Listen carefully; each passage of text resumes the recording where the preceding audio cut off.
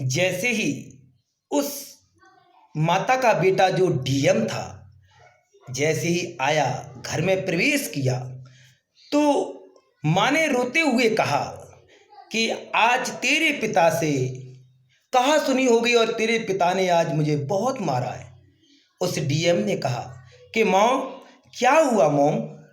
उसने शब्द को कहते हुए और पिता से डैड कहते हुए, यानी शिक्षा, पिता के लिए डैड से संबोधित करते हुए डैड ने क्या कहा? माता, मदर, उन्होंने ये शब्द कहते हुए जैसे ही उस माँ ने रोते हुए अपनी करुणा रस में कहा कि तेरे पिता ने मुझसे आज इस बात पर मारा और पीटा है कि उन्होंने कहा कि मेरे आज 3 बच्चों का नाम है। जिस गली से निकलता हूँ वहाँ कहते हैं, देखो जज साहब, डीएम साहब और वकील के पिताजी आ रहे हैं। तूने एक बच्चे की जिंदगी खराब कर दी, उसे गोकुल में दाखला देने से। इसलिए उस बच्चे से थोड़े मेरे नाम पर धब्बा लग रहा है।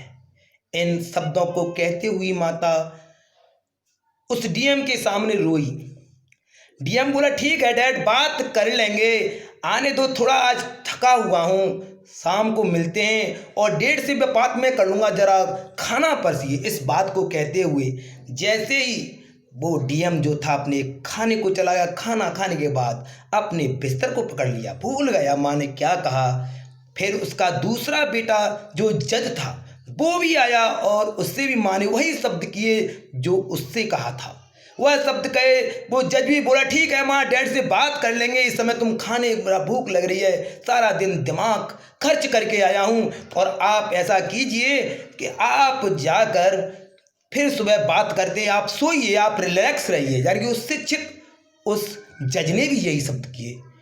तीसरा बेटा जो वकील था पैसे से, जिसका वकील में नाम था, वो पी के आया था, ड्रिंकिंग करके आया था, उसने देखा माँ से वही कहानी उस बच्चे के वकील के सामने रखी और वकील भी कह रहा, ठीक है माँ, फिर देखेंगे, इस समय मैं बहुत बिजी हूँ, बहुत थका हुआ हूँ, सुबह से आज तक, आज बहुत सारा दिमाग खपी हुई है, कई केसों को सॉल्व किया है मैंने, आज नहीं माँ, कल देखेंगे। इस बात को कहते हुए वो भी वकील था, वो भी सो गया। अब बच्चा आता है गुरुकुल वाला। गुरुकुल वाला बच्चा जैसे ही दाखिल होता है, माँ को चरणों को छूता है, माँ से कहता है, माँ कैसे रो रही हो, क्या कारण है? जब माँ के लिए उसने पहले वाले जो बच्चे के लिए कहानी बताई थी वही बात उसके सामने रखी, उसने हाथ जोड़ते हुए कहा, माँ, मेरे डैडी, यानी कि मेरे पिता ऐसे नहीं हो सकते, कोई ना कोई कारण होगा, इस वजह से आज क्रोध किया और आपको मारा है, परंतु माँ पहले खाना खा लो, उसके बाद पिताश्री से बात करेंगे। माता जी के लिए वो साथ में ले जाता हुआ उधर जो पिता कमरे में सारे बच्चों की कहानी सुनी थी, वो रोने लगा, उस कमरे में रोने लगा, कहने लगा, ये शिक्षा मैंने बेकार दिलवाई।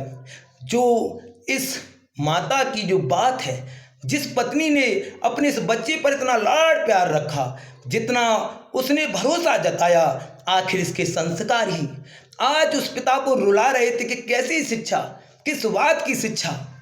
आज मुझे पता चला बिना संस्कार की शिक्षा भी अधूरी है। इसलिए शिक्षा और संस्कार होना दोनों के लिए बहुत ही अति आवश्यक है। अगर बच्चे में शिक्षा ही है तो वो बच्चा कभी भी उस परिवार को सुखी नहीं रख सकता, और अगर दोनों चीज़ें हैं तो निश्चित ही वो परिवार सुखी और खुश में रहता है। इसीलिए सभी से, भाई बंद एवं भक्तों से मेरी रिक्वेस्ट है कि जितनी भी इस कहानी को मेरी को देखें, उतना ही लाइक और शेयर करें, ये उनसे विनती है। और कहानी अच्छी लगे तो कमेंट में भी कुछ लिखें। इस कहानी से ये सारा सार निकल कर आता है कि शिक्षा और संस्कार दोनों का होना अति आवश्यक है, अगर किसी परिवार को बनाए रखना है तो। जय श्री राम, जय माँ सीता।